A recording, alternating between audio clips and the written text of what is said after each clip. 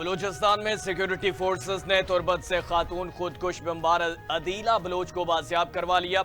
Media से गुफ्तगू करते हुए अदीला बलोच ने कहा, बदकिस्मती से ऐसे लोगों के साथ राब्ते में रही जिन्होंने मुझे बहकाया। बहकावे में आकर खुदकुश हमले करने के लिए खुद ही राजी हो गई। गलती का एहसास तब हुआ जब पहाड़ों पर गई। मुझे बताया गया पहाड़ों पर जाकर आपको नई जिंदगी मिल जाएगी।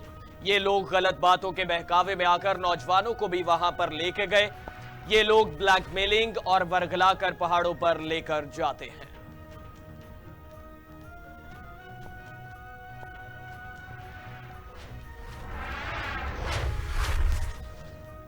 IMF एग्जीक्यूटिव बोर्ड इजलास आज होगा। इजलास में पाकिस्तान के लिए $7 अरब कर्ज की मंजूरी पर गौर किया जाएगा।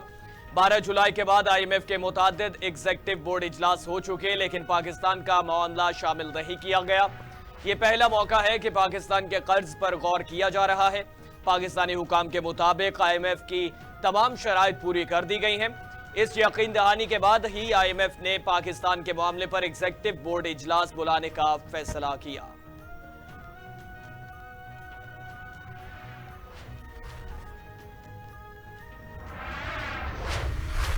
IMF की कड़ी शराइत पूरी कर दी है। मुआशी इशारियों में बतदरीज बेहतरी आ रही है। वज़ीर आज़म मोहम्मद शहबाज शरीफ की तुर्क सदर रजब तैयब एर्दोगान से मुलाकात के बाद मीडिया से गुफ्तगू।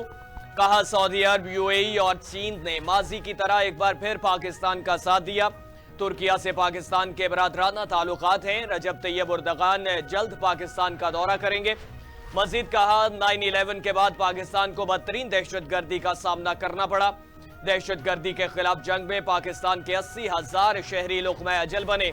मुल्क को मुआशी तौर पर $150 अरब से जायद का नुकसान हुआ।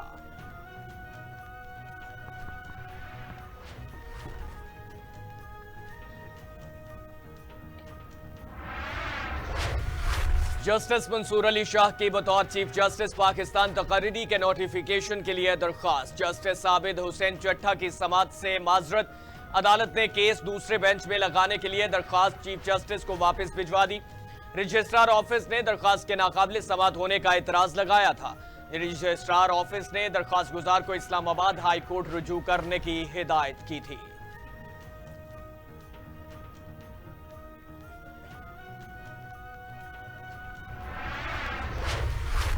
हुकूमत से आईनी तरामीम पर मुज़ाकरात इंतखाबात तस्लीम करने के मुतरादिफ है। मुशीर इत्तलात खैबर पख्तूनख्वा बैरिस्टर सैफ कहते हैं, जाली हुकूमत से आईनी तरामीम पर मुज़ाकरात धांधली ज़दा इलेक्शन को जायज़ करार देना है।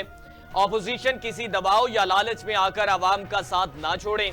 सुप्रीम कोर्ट भी इंतखाबी अमल को मुतनाज़ करार दे चुकी।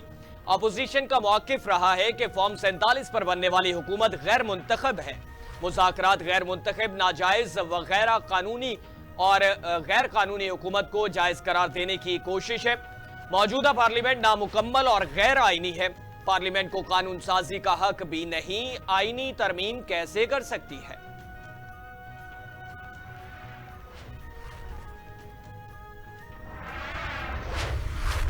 IPPs के हवाले से तहकीकात का पहला मरहला मुकम्मल। ज़राए के मुताबिक इंकिशाफ हुआ कि IPPs मुआहिदों में तजादात निकले हैं। कुछ IPPs की तो टेक्नोलॉजी भी मुआहिदों के मुताबिक नहीं है। मुतादिद IPPs का प्लांट फैक्टर मुआहिदों से मुख्तलिफ है। बाज़ IPPs फ्रांसिक ऑडिट से गरेजा हैं। IPPs ओवर इनवाइसिंग में भी मुलव्वस निकली। IPPs ने खिलाफ कानून मराहत हासिल की। IPPs को टैक्सों और डिवाइडेड्स में खुली छूट दी गई और टैक्स छूट और टैक्स चोरी से IPPs ने 1200 अरब रुपए नाजायज हासिल किए।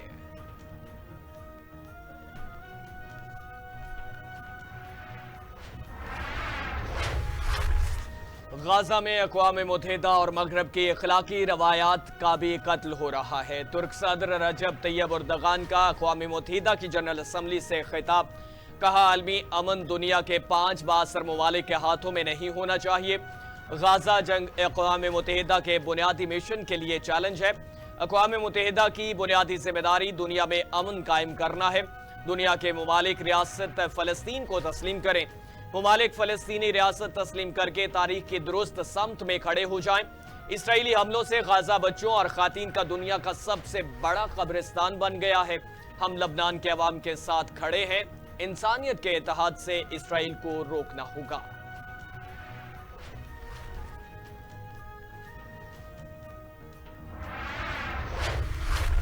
अक़वाम मुत्तहिदा की जनरल असम्बली इजलास में ईरानी सदर का फलस्तीन में नस्लकुशी के खात्मे और गाजा में फौरी जंगबंदी का मुतालबा। सदर मसूद पज़ेश्कियान ने कहा कि इसराइल ने अपने दिफा के बहाने फलस्तीनियों की नस्लकुशी की। गाजा में इसराइली जारहियत फौरी खत्म होनी चाहिए।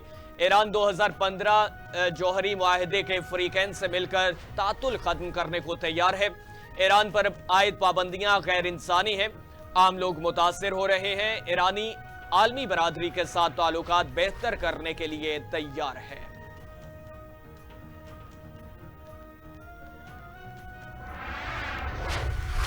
Army chief general Syed Asim Munir का जनूबी वजीरिस्तान के इलाके वानका में दौरा। ISPR के मुताबिक कोर कमांडर पेशावर ने सिपा सलार का पुरतबाक इस्तकबाल किया। आर्मी चीफ ने शोहदा की यादगार पर फूलों की चादर चढ़ाकर शोहदा को खिराज अकीदत पेश किया। आर्मी चीफ को सिक्योरिटी सूरत हाल और इंसदादी दहशतगर्दी ऑपरेशन और तरक्याती मंसूबों पर तफसीली ब्रीफिंग दी गई। जनरल आसिम मुनीर ने अफसरान और जवानों से मुलाकात की। तैयारियों और बुलंद हौसले की तारीफ की गई।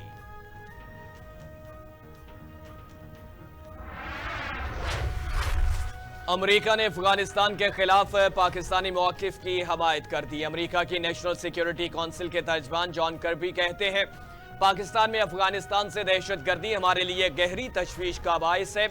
पाकिस्तान में दहशतगर्दी की सरगर्मियों से एक मोहलिक खतरा है। बाइडन ने अफगान जंग के खात्मे के बाद इंसदादी दहशतगर्दी सलाहियत बरकरार रखने को तरजीह दी। हमने काफी हद तक साबित किया इंसदादी दहशतगर्दी सलाहियत अमेरिका के पास मौजूद है और यह सलाहियत खतरे से निमटने के लिए काफी बेहतर और कारआमद है।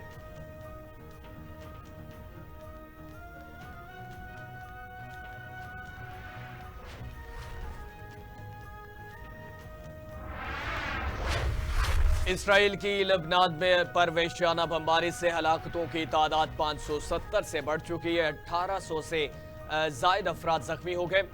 इसराइल ने लबनान के शहरी आबादी पर हजारों मिसाइल बरसा दिए और बैरूत पर हमलों में हिजबुल्लाह के अहम कमांडर इब्राहिम कबीसी शहीद हो गए।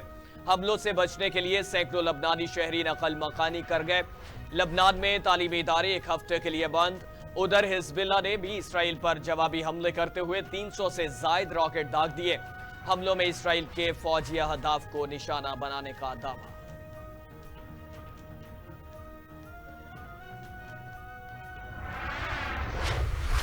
सऊदी अरब ने लबनान में जारी सूरत हाल पर तशवीश का इजहार कर दिया। कहा कि खित्ते में तशद्दुद, सलामती और बढ़ती कुशीदगी के असरात खतरनाक होंगे।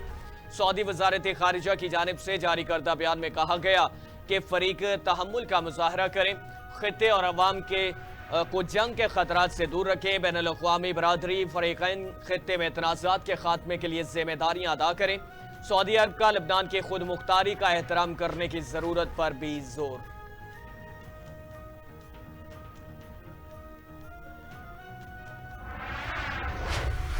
विफाकी हुकूमत ने मुख्तलिफ कौमी बचत स्कीमों के शरह मुनाफा में कमी कर दी। नोटिफिकेशन के मुताबिक नई शरह मुनाफा का इतलाक 25 सितंबर 2024 से होगा। सेविंग, स्पेशल सेविंग अकाउंट और डिफेंस सेविंग स्कीमों का शरह मुनाफा कम कर दिया गया। रेगुलर इनकम सर्टिफिकेट और बहबूद सेविंग सर्टिफिकेट पर भी पहले से कम मुनाफा मिलेगा।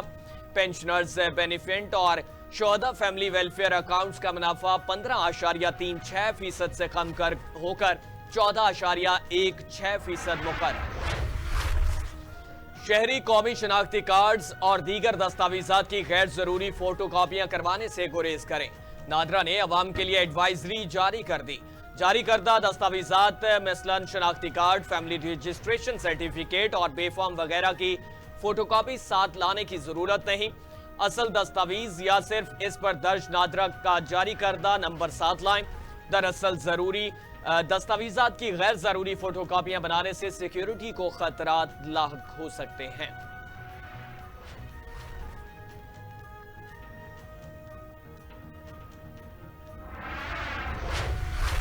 बलूचिस्तान के दारुल हुकूमत कोयटा में सिक्योरिटी फोर्सेस की गाड़ी के करीब बम धमाका। एक पुलिस एहलकार समेत 3 अफराद जख्मी हो गए।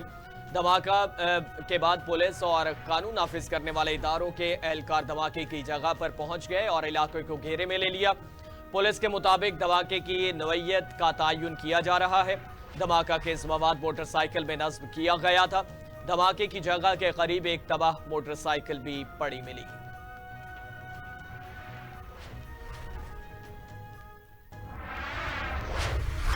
पंजाब में डेंगू के वार जारी। गुज़िश्ता 24 घंटों के दौरान डेंगू के 82 नए मरीज सामने आ गए।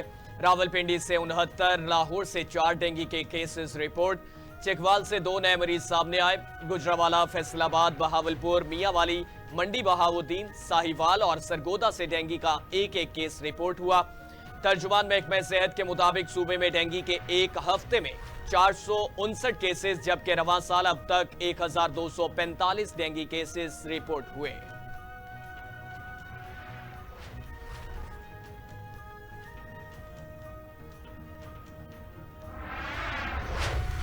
तबादला मार्केट में रुपए के मुकाबले में डॉलर की कीमत मजीद कम। पाकिस्तान स्टॉक एक्सचेंज में भी कारोबार मस्बत आगाज।